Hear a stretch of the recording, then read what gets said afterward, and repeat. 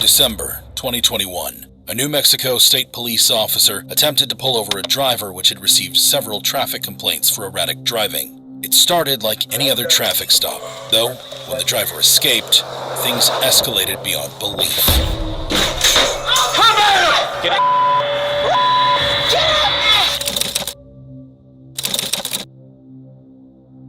After fleeing the traffic stop, the suspect would later be spotted again at a gas station nearby. Hey man, who just walked in owning that car? What followed was one of the most intense examples of resisting arrest the officer had ever seen.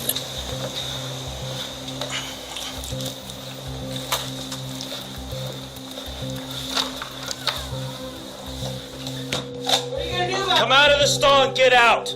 Now! I'm peeing! Come out of the f***ing vehicle! Get out here now! Fuck! Get out! I'm Get your f***ing hands up! What did I do? I didn't do anything! I just went to pee! Jamie relentlessly plays dumb with the officer, insisting that she simply went into the bathroom stall to use the toilet. It's obvious that she was not thinking clearly. Wasn't you? What? That's why they told me you're driving that blue car, right? Yes? Okay, good. You are now detained, so I figured out exactly why you left from... Insane! Because you took off my traffic stop. What are you talking about? Let's go. No, you need to get... Come on. Let me go! Let me go! Let me go! You are such an asshole! Let me go! So what happens when you run from the police? I didn't do anything to the police! Yeah, okay. Let me go! That's not how this works. Let me go! Let me go! Let me go! Come on. No! Let me go! She repeatedly stated she did not do anything, this pattern of irrationality escalating the situation until the officer had no choice but to take drastic measures. Let me go! Ow! Let me go! No! Stand right here. I didn't do anything! Stand right here and I didn't separate do your feet. anything! Separate your I feet. didn't do anything! Separate your feet! Eventually, the officer had to shout to be heard over her shrieking. Please let me go! Where's your ID? I don't know. What's your name?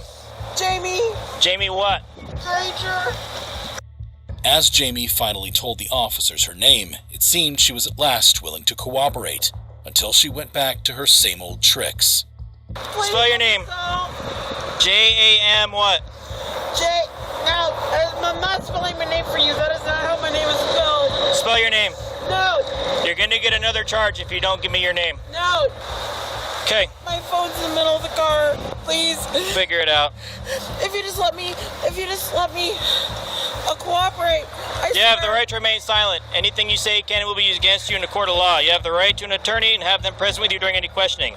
If you cannot afford one, will be provided for you at government expense before any questions if you wish. You can decide at any time to exercise these rights, to not answer any questions, or make any statements. As the officer reads Jamie her Miranda rights, we can distinctly hear Jamie's phone ringing on her. This is a crucial piece of information, as she later asks the officer if he'll just let her go find her phone in the car.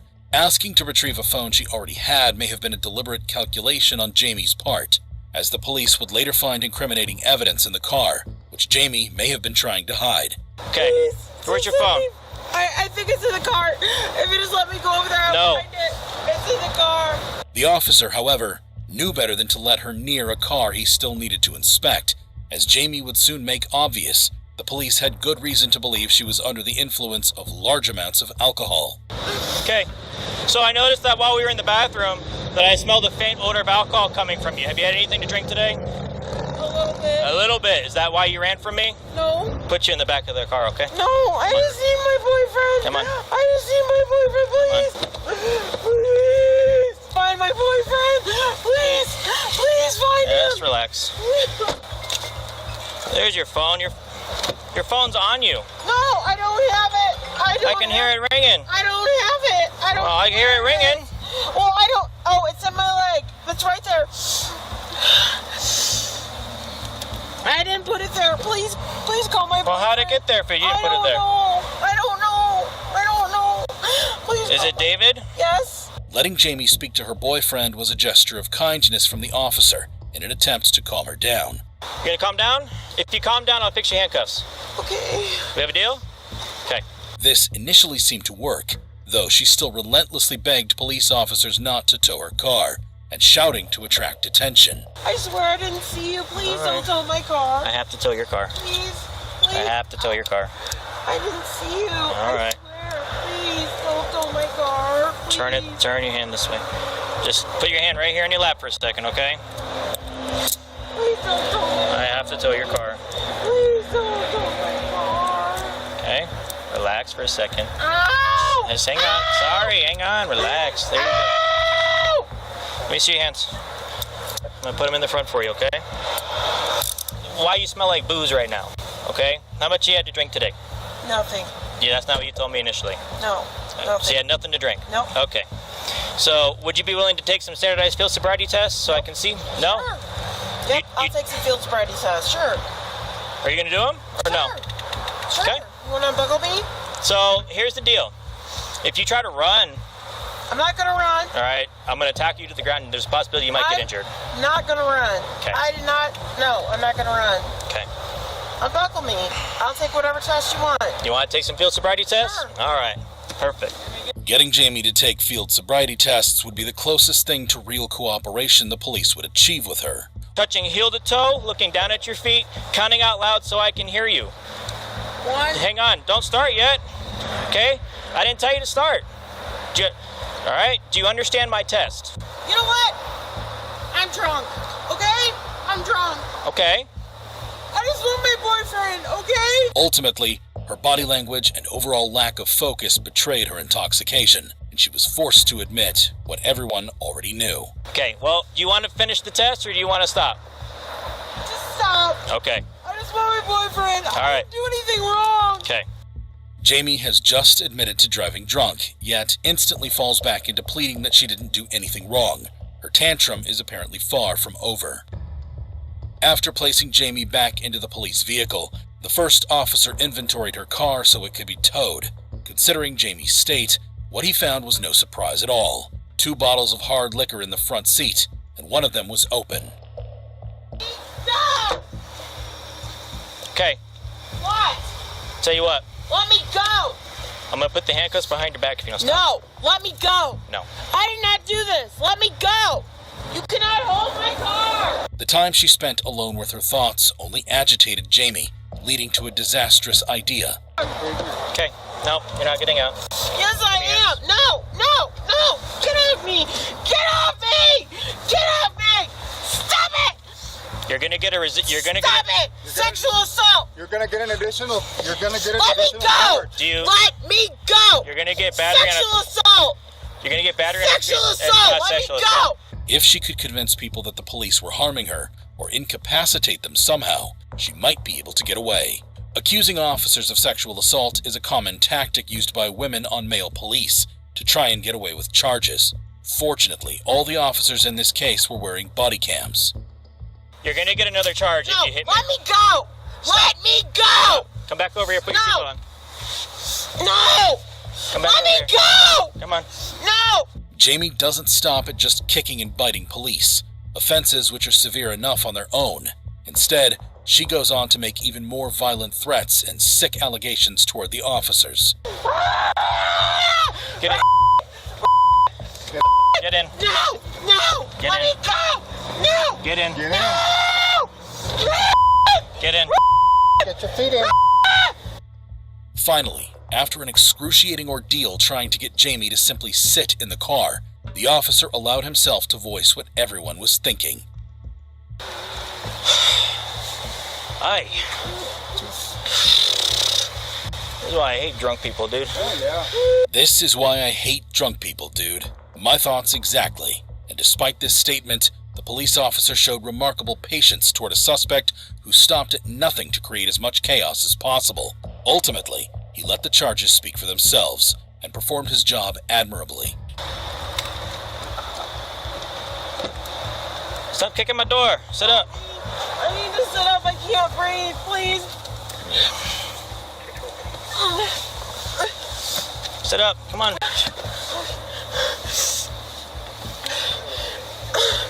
Is my boyfriend here? No. Where's your phone? I don't know. Oh, okay. We'll find it here in a little bit. It's here. I'll go over there and get it. Hang on. No, I can't. By this point, her charge count was up to 4, with the addition of battery on a police officer. And serious penalties were in store for her when police officers drove her to the New Mexico State Police main office. They must have thought they would finally be able to get her behind bars without taking further damage. Little did they know, Jamie still wasn't finished.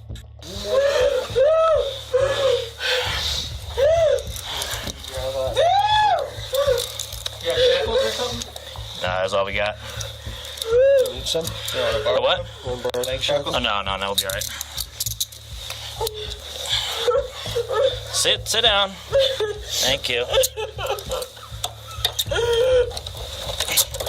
Don't do that. Fuck you. Let me go. Sexual assault. Okay, that's another. Don't touch me. It's another charge. Sexual assault. Even after being handcuffed to a bench and warned about catching further charges, Jamie still hasn't realized that she is losing this encounter against the police. She continues attacking them and accusing them of sexual assault, even though police body cam footage shows no such thing. As a result of her rampage, Jamie receives yet another charge for battery on a police officer, bringing her possible penalties up to $10,000 and 18 months in prison. Eventually, the New Mexico State Police have no other choice but to take her straight to the Otero County Detention Center. I'll help you. Chris, will you put this in? I'm sorry. All right, ready? Yep. Watch her. Where's my boyfriend? Step out here. No. No. Step out here. Where's my boyfriend? No. What are you gonna do to me? I know, we're gonna just move the Where's cuffs my around. boyfriend? He's not here. What are you gonna do to me? Taking Jamie straight to jail didn't improve the situation at all. Every time it seemed like Jamie was finally calming down, officers quickly realized that she was seemingly only gathering energy for yet another bout of vile insults and accusations against the police. Why don't you tell him I was going to the hospital? That's where you're sending me. I had no idea. You hadn't been in. No, you're gonna send him to the fucking at the other place. That's where you sent me. Fucking bunch of fucking assholes trying to me. They're gonna be ugly to them. They're gonna. Hey, they cuffed me down to a bench, okay? They cuffed me down trying to take my pants off. The officer who initially arrested Jamie must have had the patience of a saint, because all it took was hearing 5 minutes of Jamie's tantrum for another policeman at the jail to completely lose his patience. They wouldn't tell my boyfriend where I was, and they tried Tell to. the boyfriend when he calls back. All right. They hold a lot of power in their hand right now. You don't want to start being ugly with them. Why can't I call him? I get a phone call. You are gonna get a phone call once you get your heart rate good. Give a fuck about my heart rate. When you get back from the hospital. No, I want it now. I want it I now. don't know if you realize this, but this isn't Burger King, all right? Not Burger King indeed, and yet Jamie's sense of entitlement was relentless.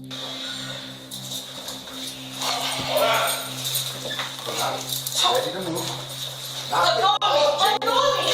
Let go of me. Let go. No males are allowed to touch me. No males are allowed to touch me. No, because No males. No males are allowed to touch me. Let go of me. Let go of Jamie, me. you're in our custody. No. No males are allowed to touch me. Right now. Hold on. Don't touch me. When paramedics came to take her to the hospital, she continued her onslaught, forcing the ambulance to stop 3 times en route until they finally gave up and refused to transport her any further.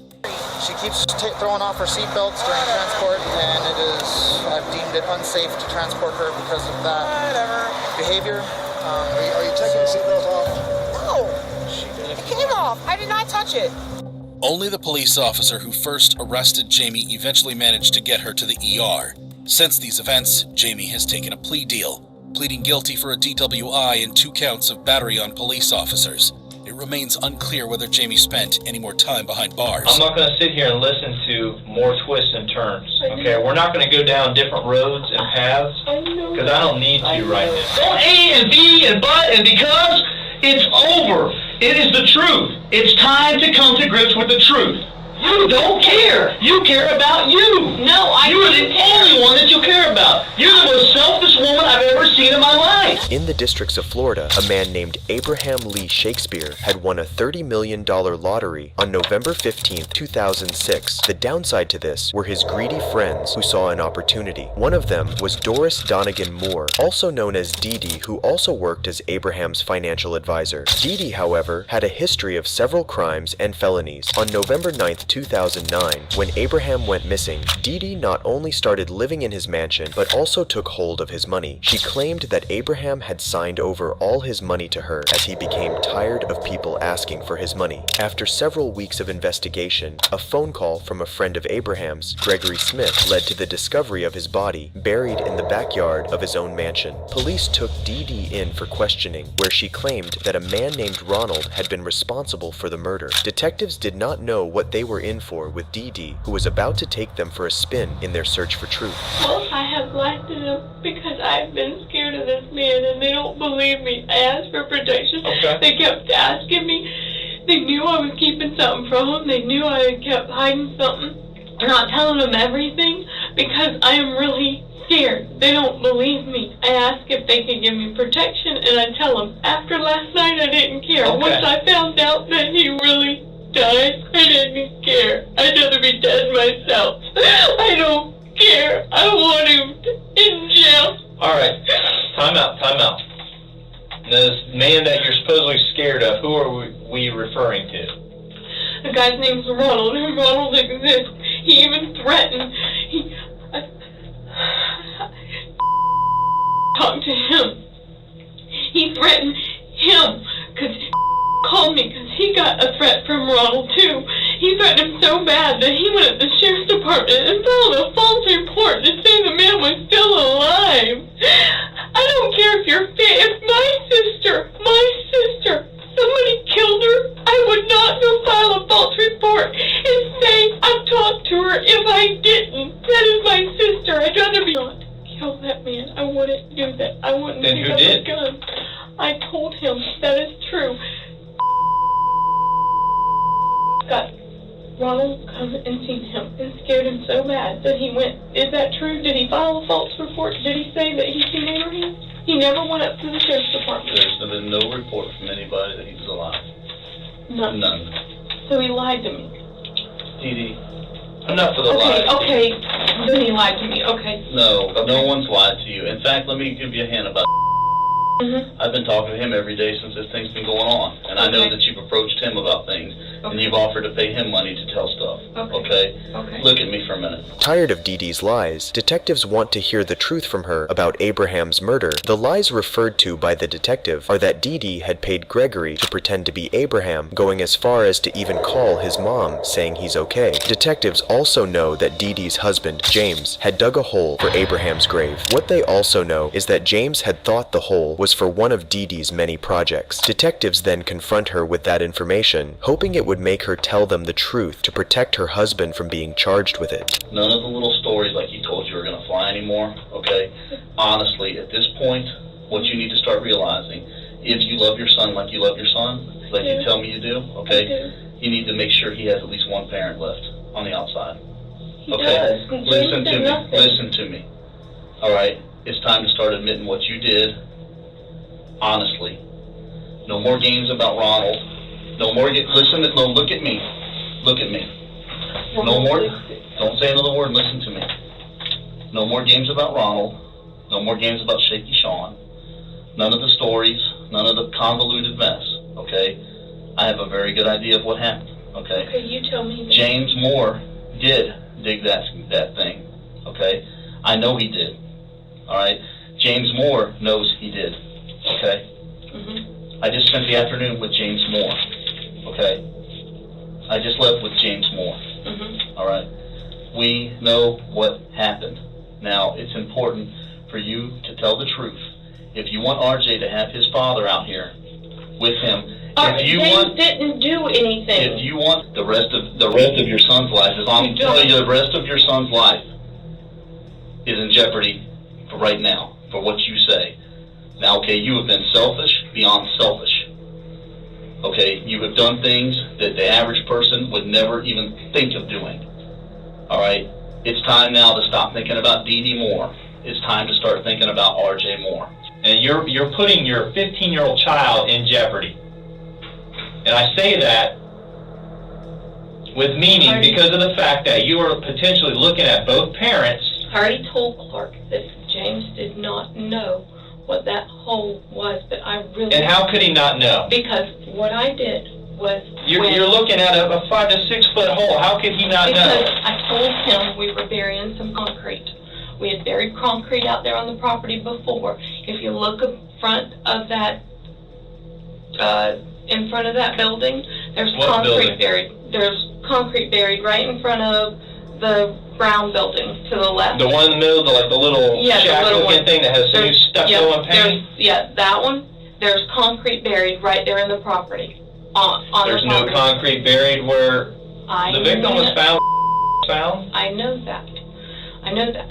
What happened was, and I don't care what you say, as far as I know, I didn't pull that trigger. When that did not work, Dee Dee came up with a new story where a man named Ronald was owed drug money, and so he asked her to dig the hole. James had dug the hole and left, following which Ronald had killed and buried Abraham, and Dee Dee was afraid to come forward as she had been scared for her life. But detectives are not believing anything she's saying. Dee Dee, listen to me. Listen to me. I'm just telling you, okay? We've got off on other foots here and there, left and right sometimes. Dee Dee, the stories you're giving don't make sense, okay? And if you can't convince me, then you're not going to convince anybody, okay? End of story. Look at me and don't hide your head. Look at me and don't hide your head. Listen to me. Listen to me. You talk way too much. Listen to me, okay? No more of the convoluted stories about here and they were hiding in this room and they were this. Listen to me, don't do this. That they were hiding in the room, okay? Maybe they were in the house. Maybe there was someone in the house, but they were there because you had them there. They weren't there because you were scared of them. Dee Dee, listen to me. Listen to me and don't make these dramatic and no, stop. The tears and all that don't work. Why do I want him dead? Why? Tell me. Because they got you caught. Because who got me caught? You got yourself caught. For what? For the murder. No, I mean, why would I have him killed? Why would I have him killed? Why would I have somebody come there and kill him? Dee Dee. Why? Dee Dee what? Stole all his money. I did not steal it. Ask Cedric. Dee Cedric says I stole it. Dee Cedric, the people that know. Stole I did. I would not money. kill him over Dee Dee. money. Dee Dee, listen to me. Look at me and don't get mad. Let's have a normal conversation where I don't have to raise my voice and we don't have to go back and forth. Let's have a normal Dee Dee to Dave conversation, okay? You stole the money, okay? I can prove it, okay? You can prove Dee Dee, it with look people at me. that tell Dee you Dee, I look stole at it. me. Look at me. I can prove it with paperwork, okay? You never paid for the house. You never paid for the assets. You drew all that paperwork up, okay? You might have had him sign it even, okay? And I don't know, I don't know the reason why. I don't know if you convinced him that everything was your name, that Centoria couldn't get it.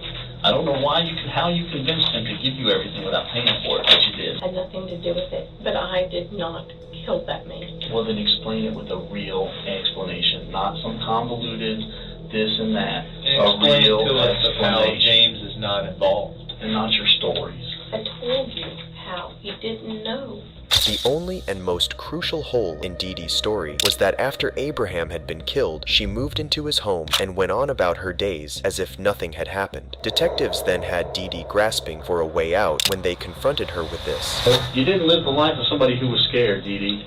Okay? Not only that, as soon as he's dead, what do? You move on into his house.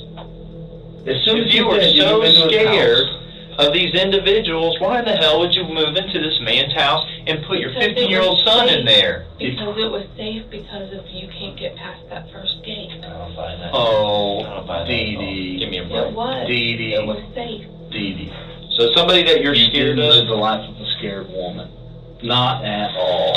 Dee Dee. I did not move right in You got to look at the date. I did not move right in. Didi. I was not in there and moved in. When she come up, I didn't move in until like a month later. No, a month. You were there. I have to look at the date. And it was funny. Here's the other funny part of this that just doesn't... Unbelievable. None of this makes sense. None of your story can make sense at all. You don't believe me. Because you haven't said the truth yet. Okay? You think about this. Here's what I was going to say a minute ago. Okay?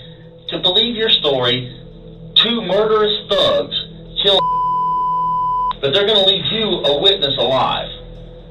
They didn't care about killing You could still get them more money out of the banks. Look at the amounts of checks I wrote out. Look at, where did I spend all that money? Was there even any money left? Look at all that cash. At that point, was there any money? Yes, plenty. And look at all that cash, and look at how many times I took cash out so they could get more money from me. That they would come up and get. You spent all that money. No, I didn't. Yes, you did. So you're talking about when I got out $5,000 and $10,000 cash, what do I have in my house that I have spent $5,000 and $10,000? Most of that stuff I put in my house, I bought before I even got there. Look at what my Stevenson house looked like before. Look at the pictures on the Stop of my and yell at me. I haven't yelled at you once today. Yes, you've been good. I won't. Sorry. Over the past several weeks, detectives had looked into each one of Dee Dee's stories. To say that they're tired of her lies is an understatement. If this wasn't enough already, Dee Dee even dares saying that her reasoning of why she hadn't murdered Abraham was that the sight of blood would make her nauseous. You think I could have shot a man, dragged him all the way by myself over to a hole that's clear across the way. I've seen it beside freaking blood. I couldn't be an RN or an LPN. I went to EMT school, and because of EMT school, I realized I didn't like blood. I didn't like being around it. I worked as a CNA. I opened up my own shop, so I didn't have to. And I'm going to take a body all the way over there by myself. Evie, here's the problem. There may have been somebody else, but it's not like you're saying, okay? Was killed the night of April 6th. He wasn't buried until April 7th. Okay, so you're going to tell me you see a guy get killed in front of you, in your place with your gun, then you go home with Shar, okay? I go home with Shar. You go home to Shar that night, and then you come back the next day to 2 guys that are still waiting for you with a dead body, okay? You don't call the police, you don't do anything, okay? None of that. You're going to actually think that a jury is going to believe that crap. Oh, because, hang on, hold on, let me answer.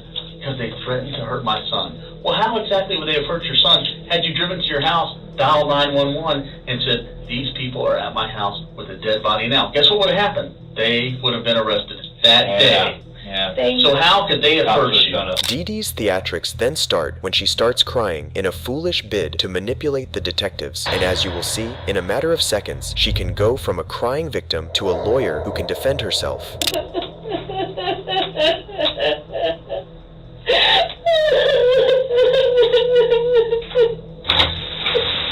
All right.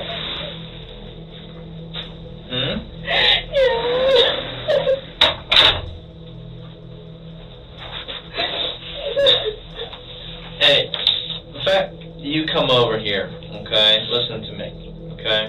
You come over here. We're all adults here. You want to talk, okay? You let Detective Clark know and all that. Yeah, I've never met you. Okay, this is the first meeting, okay? I see, you're emotional, you're getting up and down. I just want to make sure all's on the up and up. Have you been drinking anything today or anything? I mean, do you use any type of prescriptions or narcotics or anything like that? No. I'm just asking. That's part of my job. Okay. I'll be willing to take a drug test. I'm not asking you to take a drug test. I don't do anything bad in my life. Last hour and 10 minutes that we've been sitting here talking to you, I picked up on some physical cues, and they're just quite interesting because I know all these concocted stories. I've watched your interview from Monday night with Detective Carter. Not Clark. I'm sorry. They're videotaped over there? They might be. I thought that was against the law without me knowing. It's not against the law. We are law enforcement. Oh, okay. Okay? But I've noticed something. It's just interesting. It's when you start to kind of merge into this new concocted story or another rabbit hole, as I like to refer to. You have just this, discern look on your face and your eyes. I mean, it's just a serious look. And then when the truth hits out of Detective Wallace's mouth from his long-term investigation, and he's putting to you poignant facts that are true, and you know they're true, your eyes just shut and your wheels are just turning in your head, and you're thinking to yourself, and you're saying, damn it, if he ain't right. No. Yes. I'm thinking that the money stuff he talked about, that... No, you want the money to be the motive, and that's not. No, what I'm telling you is the money is the motive. The money... Dee Dee, listen to me. When you put it in front of a jury, the jury is going to look like... The jury will convict me, and you will convict an innocent person. No, we won't. And then, you know what? Life will not exist that I know of, because I thought that we lived in society that people wanted the truth. Don't start that crap, okay? The truth is you had something to do with it, and now it's time for you to tell the truth about what happened. I'm telling you the truth, and you don't want to listen. No. You don't care. No, you don't. You don't want the truth. The detectives then bring up Dee Dee's greed with Abraham's money, explaining that she and her husband would be jailed, leaving their 15-year-old son alone in order to provoke some sympathy for her son and fess up. But Dee Dee is no ordinary person. It wasn't like that. I have an innocent man buried on my property rotting. Can I keep my stuff on? I didn't know. I'm saying that I did not do it, and he was saying I'm going to lose everything. Well, why should I lose everything when I didn't kill the man? I did not kill that man. I'll tell you the truth. Can I keep my stuff? But no, the money's not the motive. But no, there's a guy that I don't know his name, that I call this guy Ronald, that I was going to pay another guy to be Ronald, and then ends up and takes money off the back porch. Dee Dee, come on. This isn't the world we live in, you know it. Nobody lives in that world. Nobody. Okay? This is not a book. This is not a made-up story. This is real life. And it's Lakeland, Florida, and it didn't happen. Yeah, and it's real life, and this did happen. Real life. Real life, this did happen. Real life. I was really scared. Real life, you're going to go to prison, James is going to go to prison, and RJ is going to be raised by somebody else. That is not fair to James. James did not... Then you know what? You're right. It's not fair. So tell the truth and do something fair. Why are you blackmailing me? Do something fair. You're telling me only if I tell you what you want to hear in the story you want to hear, then James... No, if you tell me the truth. We don't want to hear a story. We don't want to hear something that you think we want to hear. We want to hear the truth. And right now, you are mocking two detectives with this fabricated shit is what you're doing. And if you thought Dee Dee would give in after being confronted, well, you are in for a treat when you see how she responds to more allegations. For 10th or 11th, when I had you down at that office, it was going to lead to a dead body on your property underneath your slab. You knew it, and you did everything you could, A, to try and make it look like he was alive and somewhere else, and then B, to try and make it look like somebody else did it. You were freaking gonna pay a man to say he killed him. You were gonna pay an undercover officer $50,000 to say that he killed that man. You were gonna have Greg turn around and dig up the man's rotted body. You gave Greg the gun, and you left that trailer with supplies for a rotting corpse. So that he could have a proper burial. Because once I found out he was really there, I wanted him to... You knew he was there since April! You had your husband drink the coal! Come on! You knew where he was at! Are you kidding me? You calculated every detail of this. He was there. My God. You positioned that white Ford truck with a trailer, a nice new trailer, with a galvanized steel tub, Greg was telling me to do that. bleach, Lysol, all that Greg crap. was telling me to Hang do on a that. minute. And we have you on store video at several locations buying all this shit. Didn't Greg tell me to do that? Listen to the thing. Listen to the paper. It's Dee Dee Moore on the video purchasing this stuff. Yeah. Come on, Go Dee Dee. ahead. Arrest me, and I will sit in jail for something I didn't do. For the rest of your life. I don't have a choice. It For all the points rest to me of because your life. you don't want to believe Would you like an adjoining cell with James? James does not I deserve don't think that. he'd want to be anywhere near you. James does not deserve that. That's what he has did. You're done right. nothing. You're right. He doesn't deserve to be next to you. You're right. I'll make sure it's a different jail because I don't want him He next to does you. not deserve that. He doesn't has deserve not to be did next to nothing. you. But you're trying to blackmail me by telling me he's I'm going to not go to trying to jail if I don't blackmailing. tell you. There's no blackmailing. Well, then the story I told you. Then tell me the truth. I don't know the guy's name. Oh my God. So this ruthless killer kills and leaves you alive, a witness. You alive. Are you kidding me? The detectives have noticed Dee Dee being protective about her husband going to jail, and as a last resort, they try to trick Dee Dee by making a phone call to make her think they're about to arrest her husband. Detectives, of course, aren't allowed to make threats to the suspect that involve physical harm or denial of food and water. They are, however, allowed to make legal threats regarding family members being charged for being involved in a crime. What happens next is absolutely incredible. Hey. Yeah. Go on over the houses on Forbes Road and go ahead and That's not fair! Don't do that! It's the dude that looks like James Bond. Okay, I'll talk. Don't! Go ahead and Don't! Hang on a minute. Hang on a minute. Are you going to talk or not? Yes. All right, hold off. But I want you there off of Jerry Smith and Trapnell and wait for my next call. Do you think we're frickin' playing games with you, Dee Dee? What do you want me to say to not hit No, you? don't.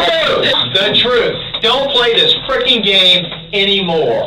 You look me straight in the eye and decide your fate right here, right now. Because I got no qualms with locking up your husband with your ass and putting your son in protective custody until we can sort out who can be his guardian. Do you understand me? Yes. I'm not playing any more frickin' games with you, Dee Dee.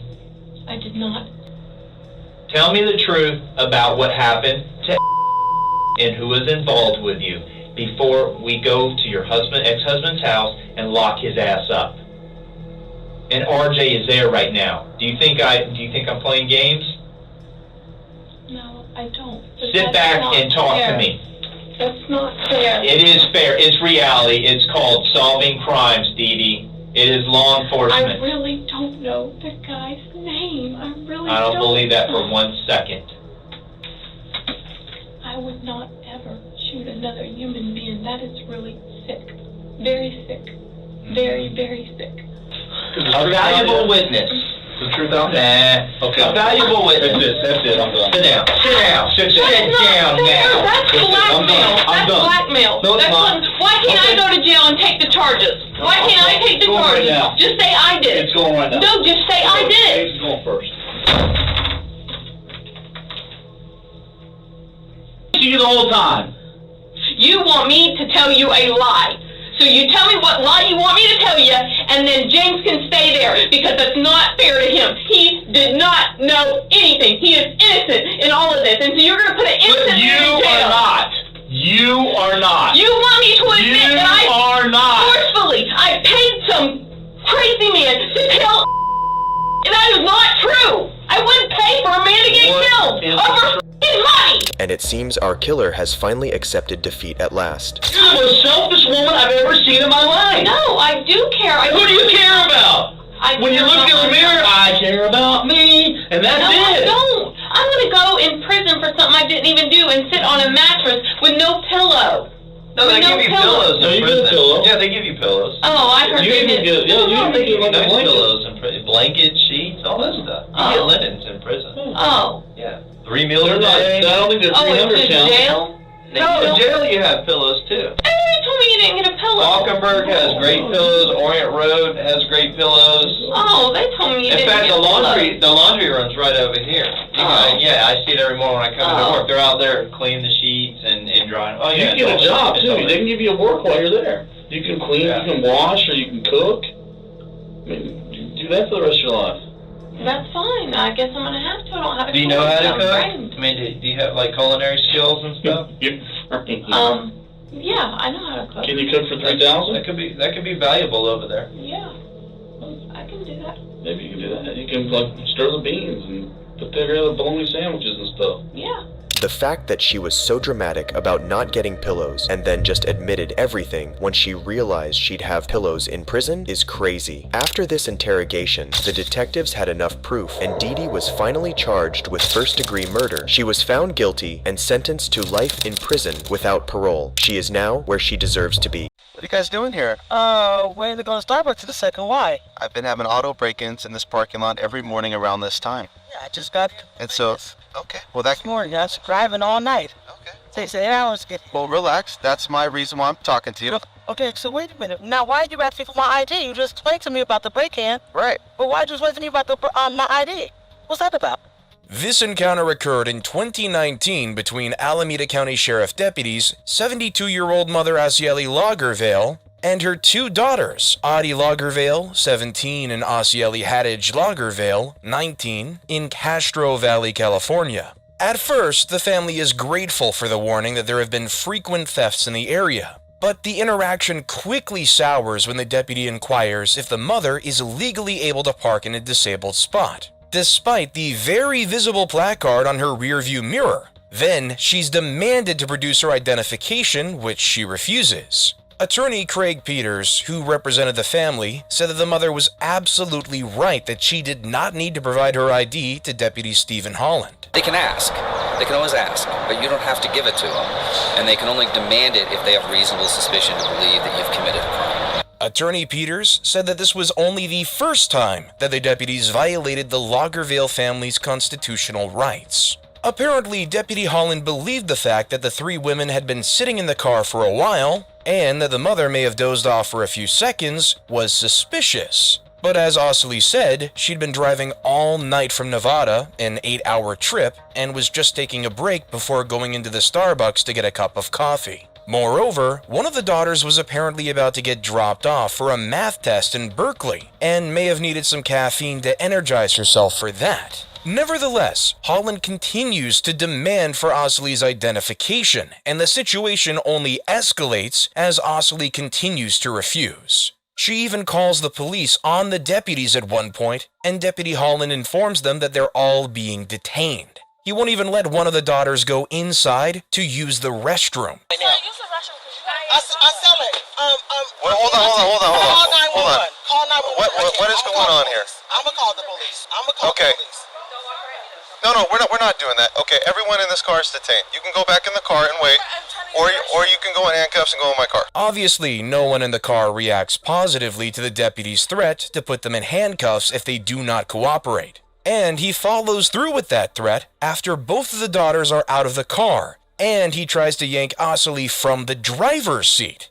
Get out of the car. I'll get out. Just don't pull me. I'll get out. All right, get out of the car. Get out of the car. Get out of the car. Get out of the car. This is your last chance to get out of the car, or I'll place you under arrest. Get out of the car. Get out.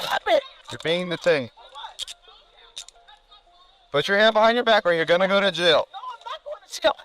After handcuffing all three of the women, they're put into the back seat of squad cars, and they continually claim that they have not committed any crimes. On more than one occasion, they're scolded for making demands of the police and for resisting arrest. We haven't done anything. So did this I asked for, I don't have a weapon on me. I'm just I asked checking. for his superior, his supervisor.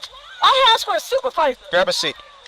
It's not helping to work, man. No, what are you talking about?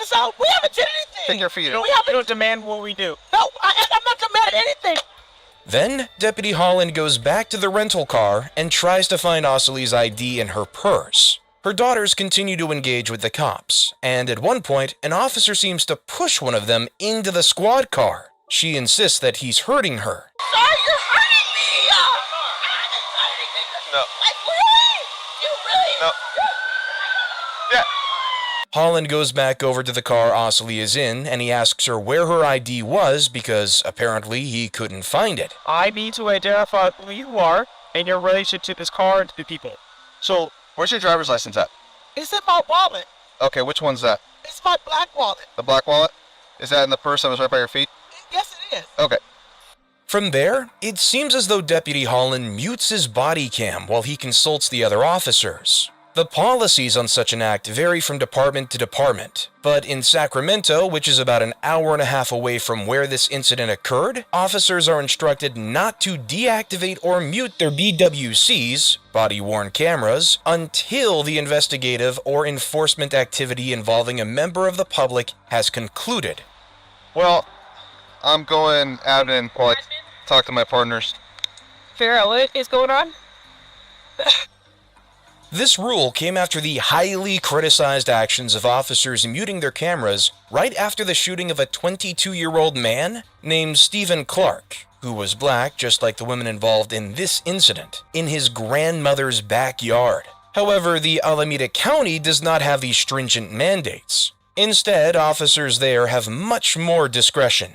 In fact, the order regarding body-worn cameras state that officers can deactivate their cameras during any incident that the member determines where the body-worn camera must be deactivated, either temporarily or for the entire event, based on articulable reasons, i.e. sensitive intelligence gathering such as meeting with informants, when discussing sensitive tactical or confidential law enforcement information, or other investigative purposes. The order further lays out that officers must first indicate, while still in recording mode, the reasoning for the deactivation. And Holland did that when he said, "I'm going out to talk with my partners." The sound on Holland's camera does not resume, but footage shows him and other deputies going through the car and the Lagervale family's belongings. They were held for about 70 minutes before being let go. The three women were not issued charges. The search was yet another violation of their constitutional rights, because under the Fourth Amendment, citizens have the right to be free from unreasonable searches if an officer can't articulate that a person has committed a crime,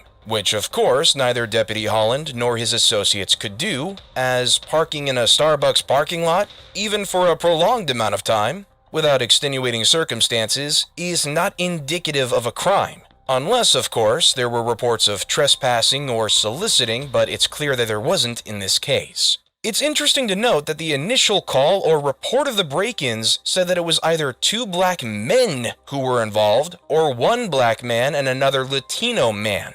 Nothing indicated that females, albeit black females, were involved at any time. The Lagervales filed a civil suit against the deputies and the county. They alleged the deputies committed false arrest, invasion of privacy, negligence, and violations of the First, Fourth, and 14th Amendments, and a 2-day trial was held before U.S. District Court Judge William Alsop in San Francisco. During those proceedings, the deputies testified that they were in the right because they were investigating car burglaries. The officers would have been well served to sort of take a good hard look at what had happened and just acknowledge some of it, Attorney Peters opined. But instead, they kind of doubled down on trying to shade facts to try and make this situation seem not as bad as it was. Try to raise some doubt, attacking the women. The jury had none of what the officers were selling or trying to sell, and on March 1st, they found that the Lagervale family was owed a total of $8.25 million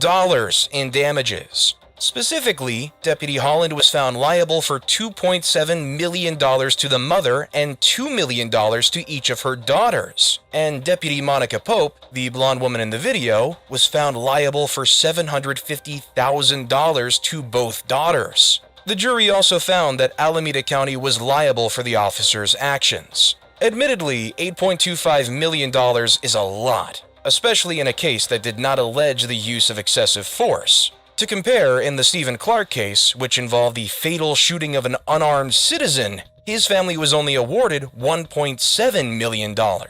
Judge Alsop actually has the discretion to lower the award, but the attorneys representing Alameda County would need to file a request and convince him to do so first. As of the posting of this video, nothing has been filed to indicate that the county is going to do that. As already hinted at, many speculate that race was definitely a factor in the events that transpired outside of that California Starbucks. Federal jury agreed, deliberating for 2 days and returning an $8.25 million verdict. The Lagervale's lawyer says the sheriff's office did an internal affairs investigation that said the two deputies did nothing wrong, and both have since been promoted. And local media has reported that this high amount likely signals that the jury felt the family had been stripped of their constitutional rights because of the color of their skin.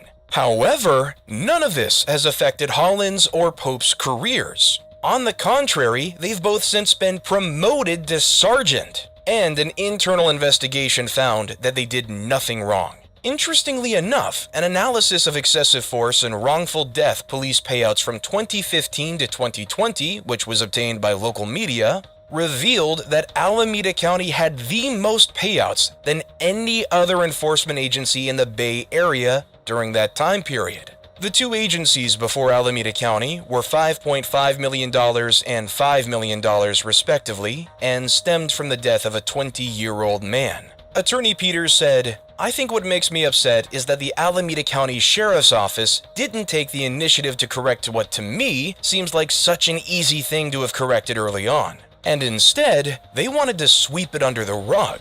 He also said that no one in the Sheriff's Office has said, "We need to fix this. Let's talk to this family, apologize, say, hey, we were wrong, we're working on this, do some restraining." That would have been the responsible thing to do. Unlike these officers, the lives of the Lagervales have forever been altered after this event. They worked hard, Attorney Peters commented, and then this happens and it just shakes your foundation about the place you live in. I hope that they can recover that at some point, but I suspect that they won't. He also added this. To some extent, for the rest of their life, every time they see police officers, every time they're in a Starbucks parking lot, they're going to remember this. As for Asieli Hadidge Lagervale, she made it to her math test, but she was over 40 minutes late. Nevertheless, she is set to graduate from UCLA later this year. Going forward, it'll be interesting to see what amount of money is actually given to the family as compensation for the poor treatment they received. And a lot of commenters on the video, which was released by KTVU Fox 2 San Francisco on March 6, 2023, are outraged by the actions of the police involved. One said, "This is beyond disturbing. These thugs go around making crap up and do whatever they want to people and get promotions and raises, and the victims are left having to try and continue life among these same scumbags. Hopefully they sued and got a huge settlement in their favor. I'm so tired of seeing these types of situations unfold on body cam and zero accountability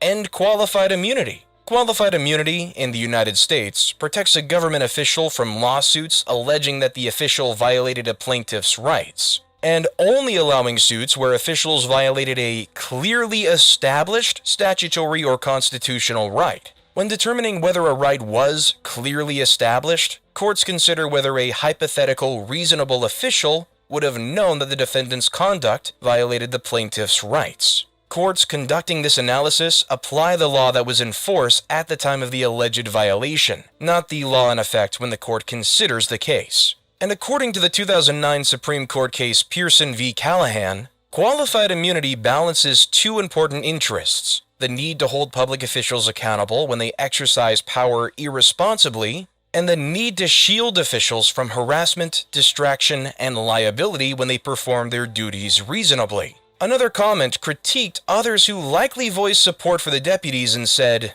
"Seems like most people here got it, but a few didn't, so read here. Officers may only detain and or demand ID from an individual only if they have a reasonable and articulable suspicion that they're in the process of committing a crime, have already committed a crime, or are about to commit a crime or infraction. Sleeping in the car by itself is not reasonable suspicion. Maybe sleeping in the car with burglary tools in plain sight, window punch, pry bar, etc., could fall under reasonable suspicion. Or if the lady rolls her windows down and smells like alcohol or is slurring her speech, the officers were in the wrong here." If you liked this video, watch this one, and don't forget to subscribe. Goodbye.